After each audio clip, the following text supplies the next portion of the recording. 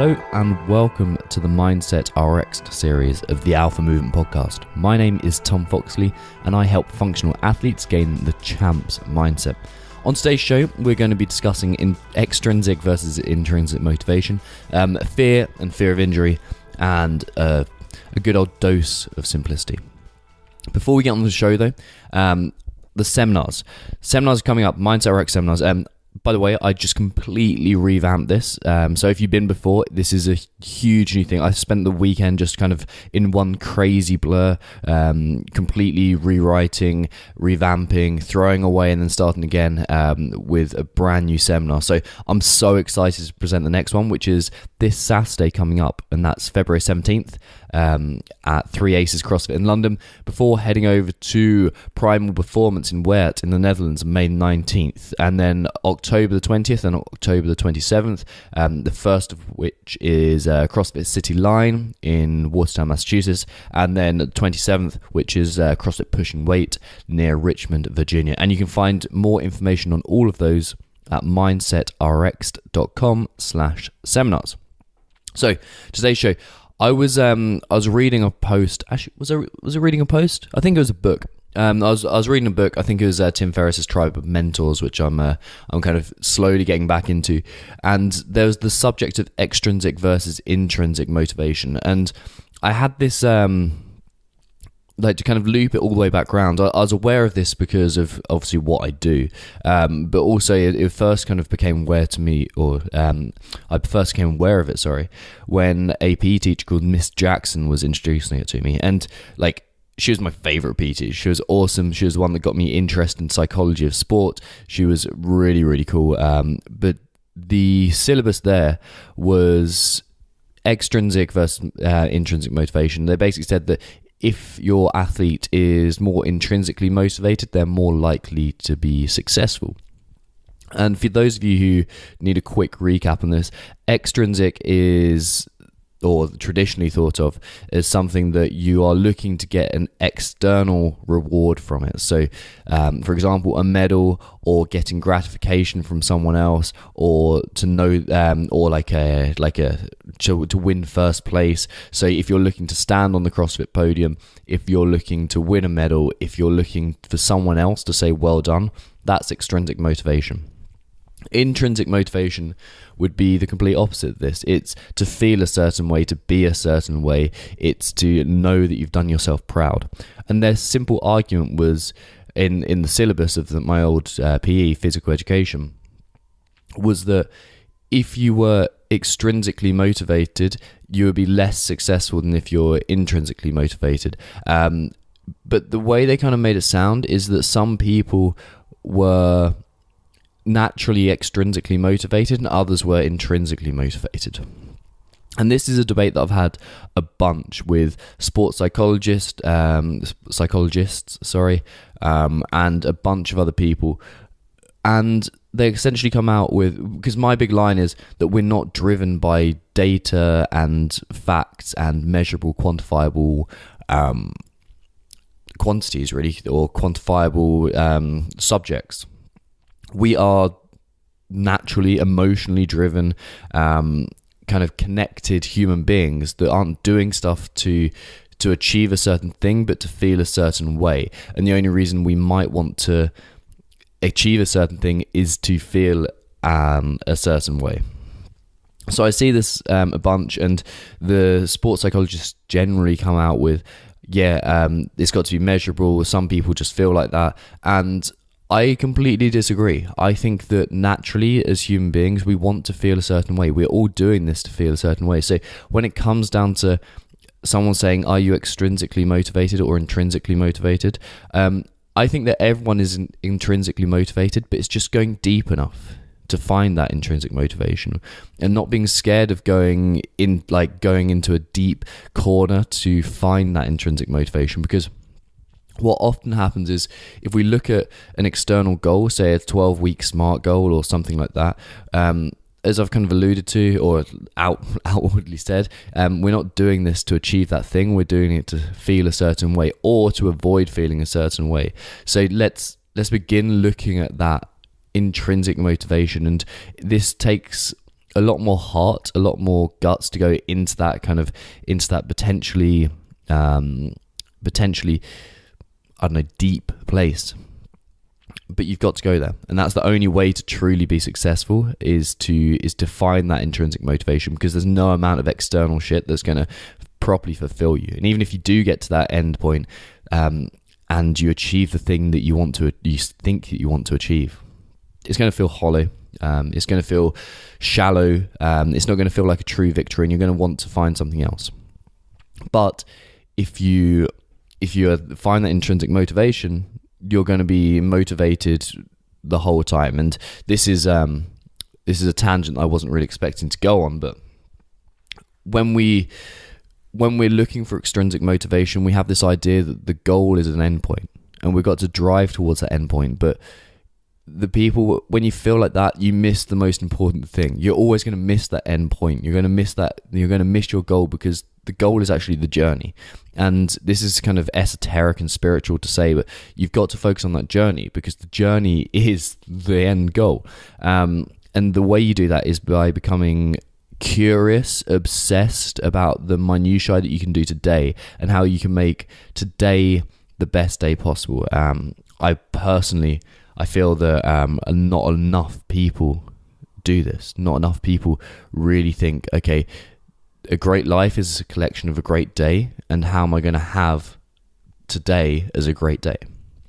So I think that wraps up extrinsic versus intrinsic motivation. The other thing that I've been coming across a lot, and I don't know whether it's just the group of athletes I'm working with at the moment, or the time of year with the Open coming up. I think it's probably the time of year with the Open coming up, if we're looking at external factors and kind of making everyone think along the same lines, is the fear of injury. And the fear of injury is something that I see a lot, as I mentioned, but throughout whatever kind of athlete you are. This could be that you're fearful of doing box jumps and fucking your shin up on a box jump, which is natural. Someone described that as like, someone who had a particularly nasty one said it was like an ice cream scoop. Benjiom, and that's a shout out to you. It was disgusting. There's an ice cream scoop out the shin. Anyway, there could be that side of it. It could be the fact that you're just doing so much. You could have been injured severely in the past, or had a lot of niggles and aches and kind of those kind of horrible little things that just build up and build up and build up in the past, and that could be there. It could be a load of things, and personally I've been through this with Marines, and when I was going through training with the Royal Marines, I was terrified that the last 3 years of my life that I'd spent training, firstly to get into the Corps, and then secondly to pass out of training, would have been wasted because I was going to get injured. I looked around at all the blokes around me dropping off, and right back then I didn't know how to deal with this. But the real truth is is I needed to look further, and again, this is that theme of going deep. I needed to look further within myself to see what I was actually scared of.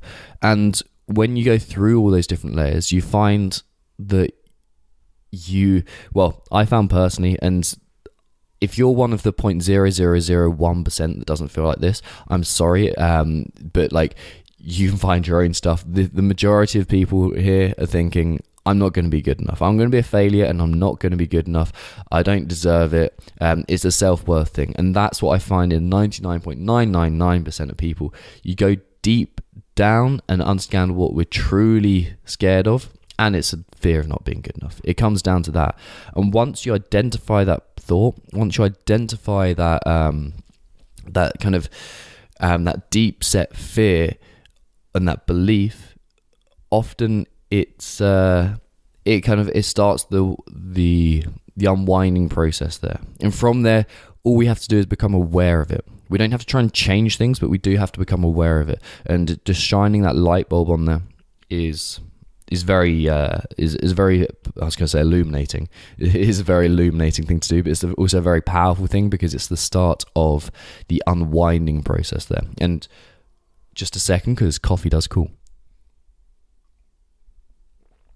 And on the subject of shining the light bulb, what sometimes happens when you're shining the light bulb is it becomes very, very scary to see that thought, and you might get overwhelmed. Similarly, like you might get like, so you see the thought, and then you realize how much it's plaguing your life, and it feels horrible.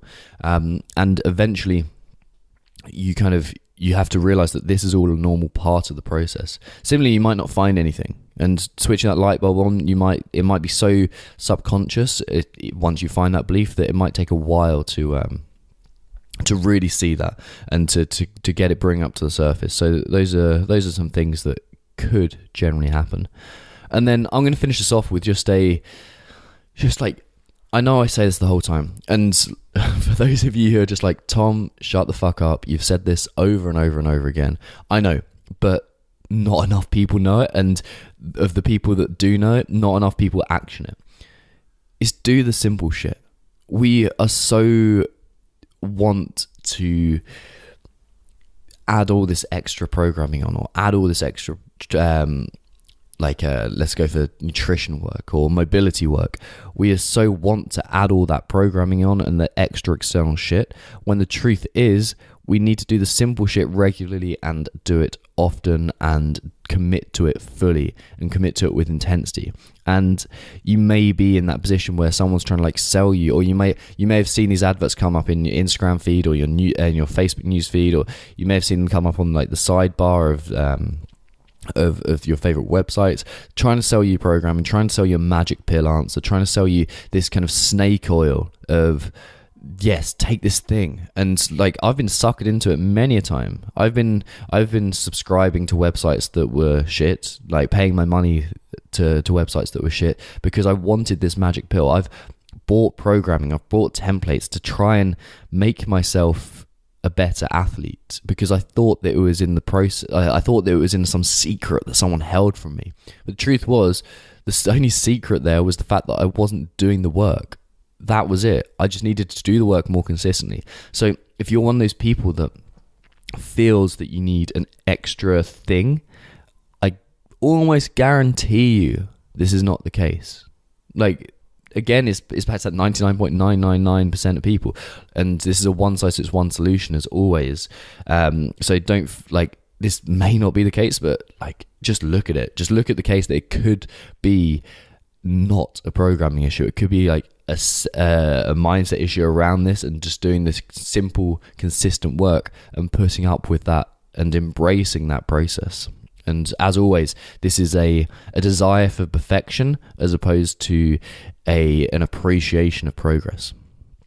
So with that, folks, remember to check out the seminars at mindsetrx.com/seminars. If you want to host a seminar as well, we've got a couple more coming up. Actually, I just booked another one. So if you're in CrossFit Lutterworth, I think we're looking at May the 24th off the top of my head. I think Saturday, May the 24th. So that's just been booked in early this morning, hence why I didn't mention it earlier. And we could be looking into Hereford as well. So I'll keep you up, and those both in the UK, of course. And I'll keep you updated about those. More European ones coming up soon. If you enjoyed the show, please subscribe. Leave 5-star review on iTunes or wherever you listen to your podcasts, and I'll speak to you very, very soon.